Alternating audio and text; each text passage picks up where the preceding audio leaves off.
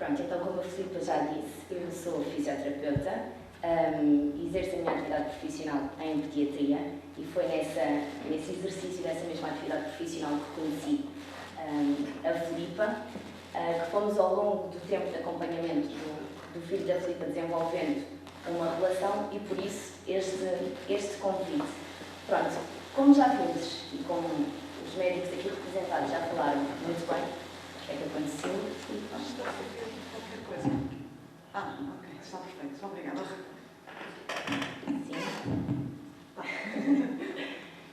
Chegada a criança à fisioterapia, já com um diagnóstico médico estabelecido, e nós já vimos aqui que existem diferentes estadios, diferentes gravidades, diferentes crianças, diferentes envolvências. Portanto, a abordagem da fisioterapia é altamente diversificada de criança para criança e foca-se, acima de tudo, na funcionalidade. O fisioterapeuta é um profissional de excelência, tal como os outros envolventes, de funcionalidade. E, como tal, deve ter em conta não só as estruturas e funções envolvidas, e quando falamos de estruturas, falamos da anca e todas as estruturas envolventes à anca. Quando falamos de função, falamos daquilo que também já falaram, daquilo que existe, da dor, da limitação articular, do déficit de força.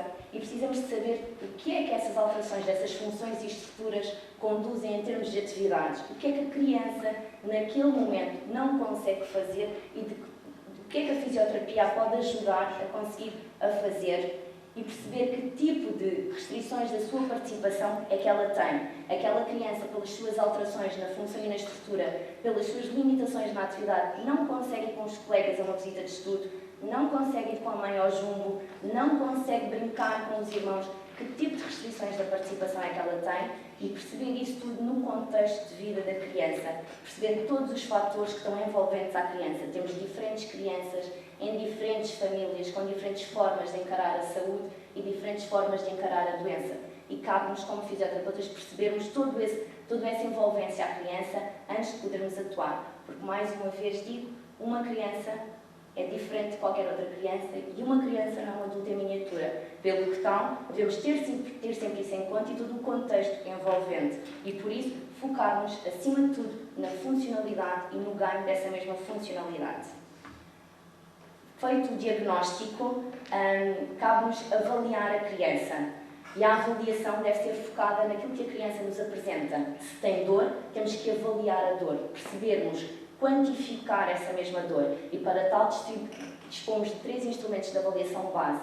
Escala numérica da dor, escala visual analógica da dor, que correspondem a instrumentos de avaliações de 0 a 10, em que nós perguntamos à criança, neste momento, 0 a 10, em que 0 é a ausência de dor e 10 é a dor máxima, quanto é que te dói?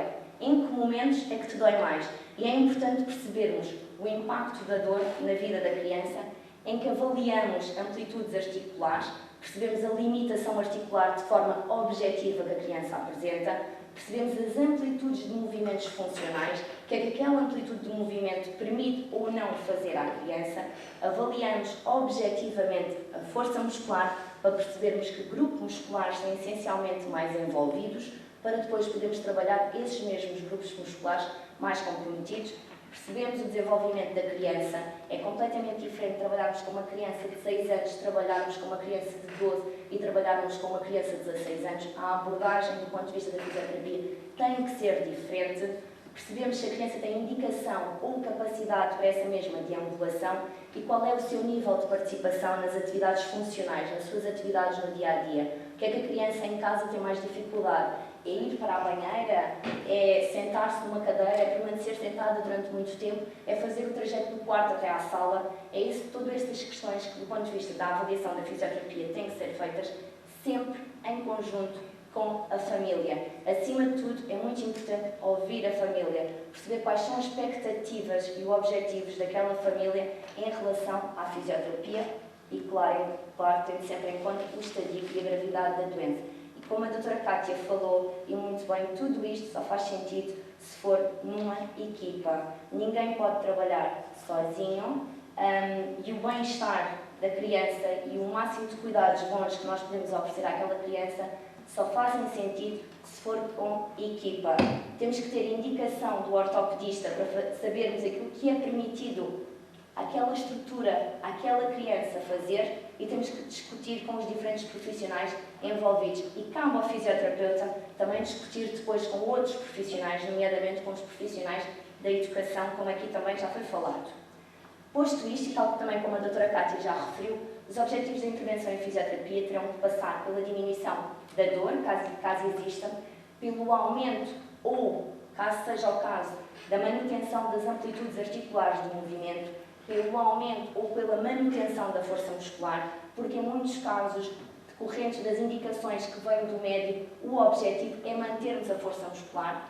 Se, por exemplo, a nossa intervenção for numa situação de um pré-operatório, temos objetivos completamente diferentes de um pós-operatório, em que em questões de pré-operatório é necessário manter aqueles graus de força muscular, manter aquela força muscular, porque quanto melhor preparada a criança em termos musculares, sendo os músculos os grandes estabilizadores ativos de uma articulação, melhor prognóstico apresentará num pós-cirúrgico. E depois também nunca nos podemos esquecer que uma alteração numa estrutura, uma alteração numa articulação, em períodos importantes do desenvolvimento da criança, nunca é só a alteração naquela estrutura. Existem sempre outras alterações associadas. Tal como o Dr. Nuno começou a falar, as crianças apresentam muito um sinal muito específico, é o sinal Trendelenburg, em que a criança apresenta uma fraqueza do músculo importante, que é o médio glúteo, e toda essa alteração de fraqueza vai levar a padrões de compensação, nomeadamente ao nível do membro contralateral, mas também ao nível do tronco, com encurtamentos do tronco desse mesmo lado. É importante, do ponto de vista da fisioterapia, não só nos focarmos na estrutura afetada, mas em tudo o que essa mesma alteração da estrutura pode advir e, como tal, precisamos de avaliar todo o envolvente. E nunca nos podemos esquecer que o objetivo da fisioterapia e o objetivo de todos nós tem que ser a criança continuar a fazer a sua atividade maior, que é brincar. A criança tem que continuar a brincar e nós temos que encontrar estratégias em que a criança consiga continuar a brincar, porque essa é a atividade máxima de uma criança, de acordo com as suas alterações. E existem inúmeras formas de uma criança continuar a brincar e nós hoje temos inúmeras formas desse mesmo brincar ser mantido e não temos que confinar a criança ou não podes fazer isto, não podes fazer aquilo. Respeitando as indicações do médico, temos que encontrar outro tipo de estratégias que lhe permitam brincar, que é isso que é a função e a atividade máxima de uma criança.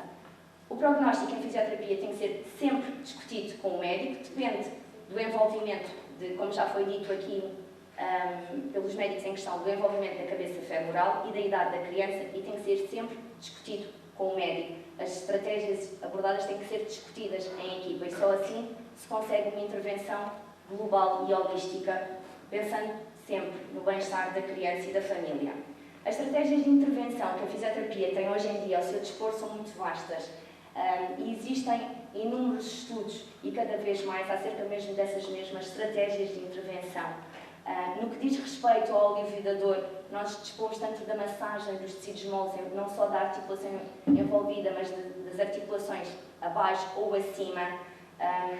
Também há alguns estudos que defendem a utilização de modalidades de eletroterapia nesse mesmo diminuição da dor, nomeadamente a estimulação nervosa transcutânea, o fortalecimento muscular do membro superior, e se temos o fortalecimento muscular do membro inferior e também do membro superior, se temos uma criança que se vai deslocar ou que se desloca em canadianas, em cadeira de rodas, e quem já o experimentou aqui em algum momento da sua vida sabe o quanto é difícil deslocar-nos em canadianas, em cadeira de rodas.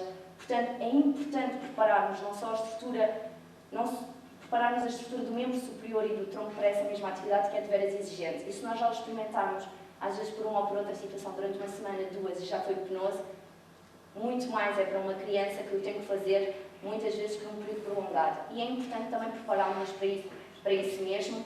O alongamento muscular é fundamental e tal como o Dr. Nuno Craveiro mostrou aquela série de exercícios, é fundamental alongarmos as estruturas, aumentarmos a flexibilidade e a capacidade viscoelástica daqueles tecidos, mostrando até onde é que eles podem ir, informando as estruturas musculares até onde é que elas podem ir e ganhando amplitude articular através desse mesmo alongamento muscular. Trabalharmos não só a articulação da anca, mas também toda a articulação do joelho, da tibiotársica, A relação em termos de biomecânica e de fisiologia articular, a anca tem uma relação enorme com a pelvis. É importante trabalharmos não só a mobilidade pélvica, mas também todo o controle e toda a relação entre o tronco e a pelvis. E mais uma vez digo, nós dispomos de um sem número de meios hoje em dia. Ir para a fisioterapia não tem que ser algo analítico e repetitivo, tem que ser o mais funcional possível. E se trabalhamos com uma população tão específica, tem que ser obrigatoriamente lúdico. Já falaram aqui que são momentos constrangedores na vida de uma criança. Se pudermos ajudar de maneira aquilo que ela tem que fazer pelo bem da melhoria da sua condição de saúde possa ser de uma forma mais prazerosa, cabe-nos a nós fazer isso mesmo. Naquilo que diz respeito, em termos de fisiologia articular e biomecânica, também a doutora Cátia já falou aqui da importância do fortalecimento muscular do membro inferior, em especial do médio glúteo. O Dr. Nuno Craveiro também pela tal questão do sinal de Fernand-Lomberg, que mantém o alinhamento da pelvis e que é necessário fortalecer esse mesmo músculo, prepará-lo para isso mesmo. E nós muitas vezes esse tal coxear também depois volta a estar não só claro que tem na base toda a deformação da estrutura, mas também uma grande fraqueza desse mesmo médio glúteo. É necessário trabalharmos e envolvermos todos os músculos do ponto de vista do fortalecimento e do alongamento muscular, nunca nos esquecendo que a estabilidade de uma articulação é mantida pelas estruturas passivas, os ligamentos, os tendões e etc., e pelos músculos, como grandes estabilizadores ativos de uma articulação. Ok? Agora, devem ser propostos à criança e à família, na maior parte dos casos, não em quase todos, um programa de reabilitação que inclui uma equipa ampla e onde o fisioterapeuta tem que estar obrigatoriamente presente, com a finalidade sempre de melhorar a capacidade e o desempenho da criança nas suas atividades, no seu dia-a-dia. Não faz sentido uma criança não saber ou estar numa aula de educação física simplesmente sentada a olhar para os outros, quando há outro conjunto de atividades que pode fazer. Cabe ao fisioterapeuta, no momento da avaliação, perceber as limitações e a envolvência da criança e prepará-la para outro tipo de atividades. Há outro tipo de atividades que a criança pode fazer perfeitamente e com a consonância entre os profissionais de saúde e os profissionais de educação torna-se tudo muito mais fácil. Sempre tendo em conta as indicações e as contraindicações específicas determinadas pelo médico em causa e, por isso, nunca termos receio de falarmos uns com os outros. A comunicação entre os diferentes profissionais de saúde só beneficia a criança e a família e é muito, muito importante mantê-la para podermos providenciar um melhor programa de reabilitação. Como já foi falado aqui, que engloba essencialmente diminuição da dor, aumentos ou manutenções de amplitudes articulares, fortalecimento muscular e as atividades funcionais.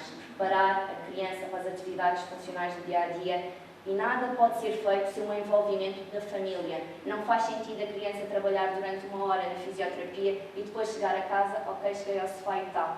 Não faz sentido nenhum. É necessário haver um programa de exercícios para o domicílio e é necessário envolver a família e uma vez que a criança não está só em casa com a família, envolver tudo o resto, envolver a escola, envolver a comunidade dentro daquilo que for possível no processo de reabilitação da criança.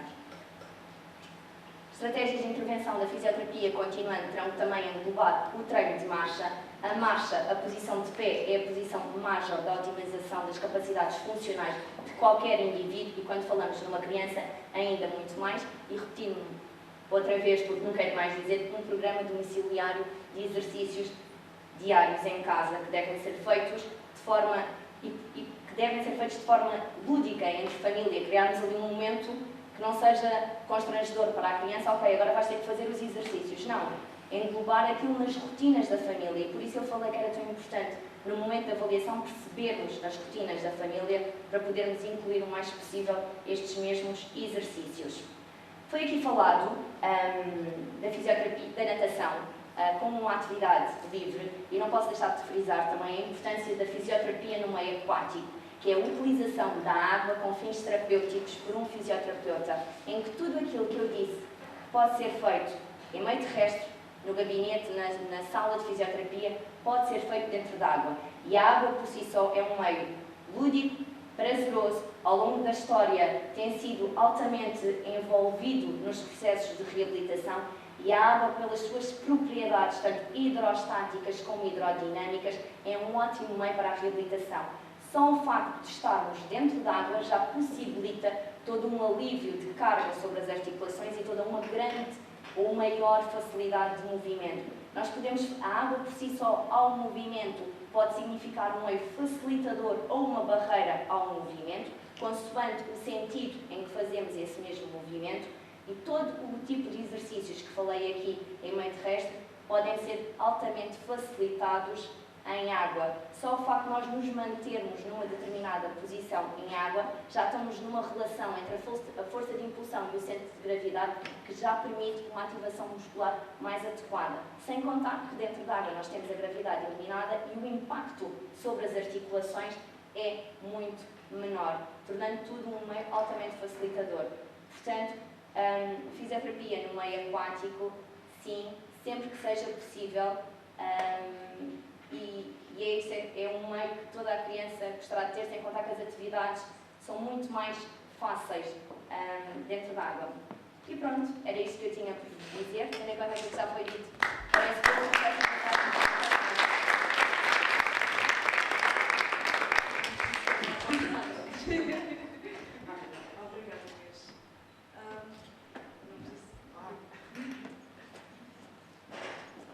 eu não vos disse que ela era uma fisioterapeuta apaixonada e apaixonante. Obrigada, Inês.